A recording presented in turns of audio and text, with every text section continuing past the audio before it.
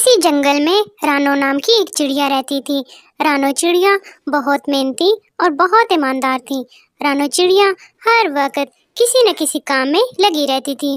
رانو کے پڑوس میں ہی ایک کالو کوا رہتا تھا جو ہر وقت کسی نہ کسی داؤ میں رہتا۔ کالو کوا ایک نمبر کا کامچور اور آلسی تھا۔ جنگل میں بارش نہ ہونے کی وجہ سے دانے کی کافی زیادہ کمی ہو گئی تھی۔ پھر ایک دن رانو کو خیال آیا کہ جنگل کے ایک حصے میں کیوں نہ گیہوں بوئی جائے، جس سے محنت تو ہوگی لیکن کھانے کے لیے دانا مل جائے گا۔ میں اکیلے شاید ایسا نہ کر پاؤں، کیوں نہ اپنے پڑوسی کالو کوے کو ساتھ ملا لوں، اس سے میرا کام بھی آسان ہو جائے گا اور کالو کوے کو بھی دانا مل جائے گا۔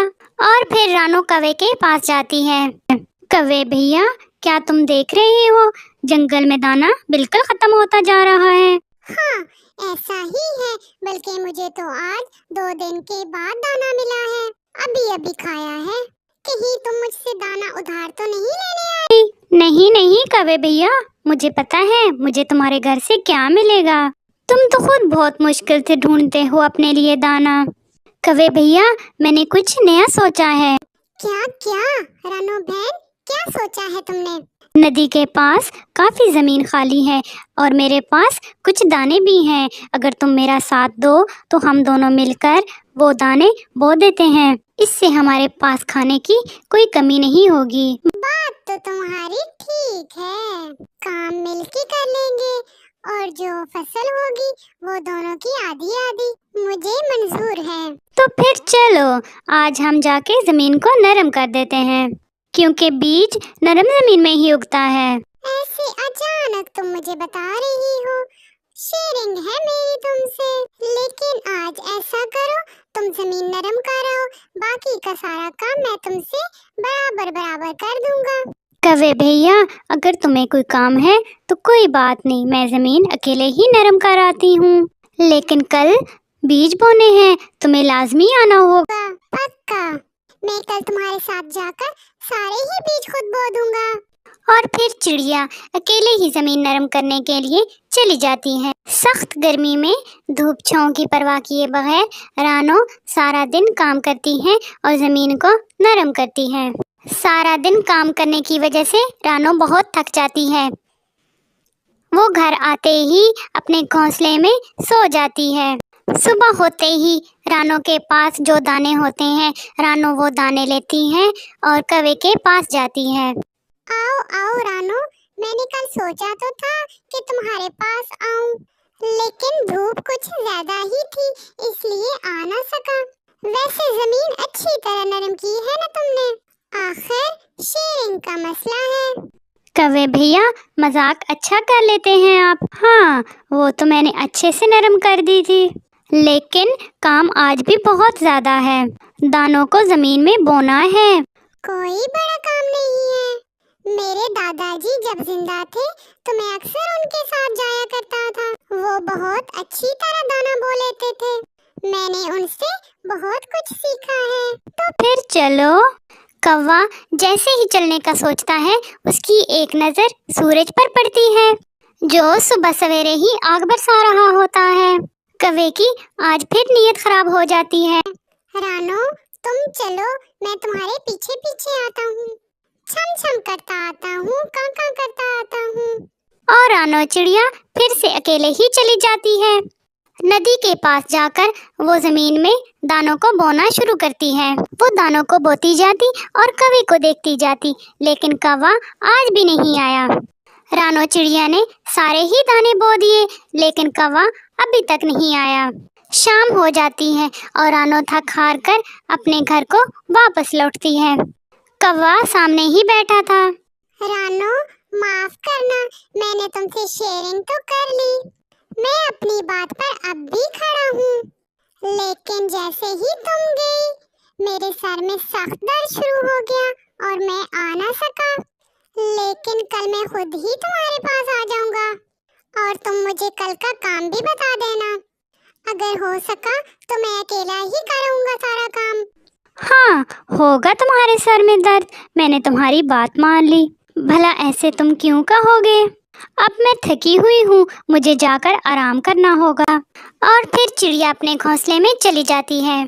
اگلے روز تو سورج کچھ زیادہ ہی پہلے نکل آتا ہے اپنی آگ برسانے کے لیے، لیکن چڑیا کوئی پرواہ نہیں کرتی۔ وہ جانے ہی لگتی ہے کہ کالو کوا آ جاتا ہے۔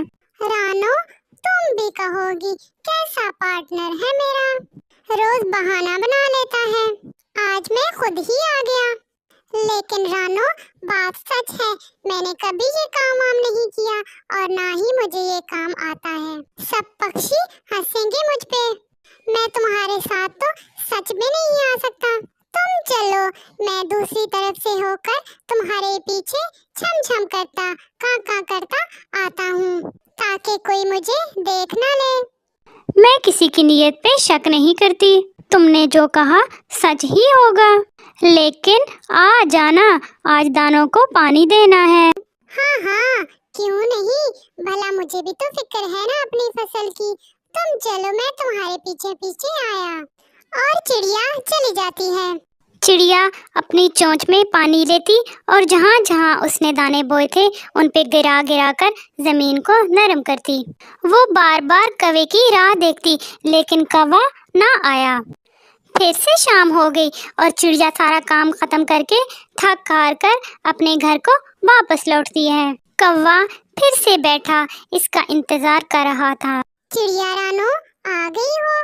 اب تم یہ نہ کہنا میں جھوٹا ہوں۔ رانو، جیسے ہی میں دوسری سائیڈ سے تمہاری طرف آنے لگا تو میرا ماما میری طرف آ رہا تھا۔ میں نے دیکھا تو سوچا کام تو ساری زندگی ہوتے رہتے ہیں، میری ماں کا بھائی آیا ہے، کیوں نہ آج اس کی سیوا کی جائے، اور میں واپس چلا آیا۔ ہاں، ایسا ہی ہوگا، میں کسی کی نیت پہ شک نہیں کرتی، لیکن کل سویرے تک دانوں سے پودے نکل آئیں گے، ان کے ساتھ کچھ غیر ضروری پودے بھی نکل آئیں گے۔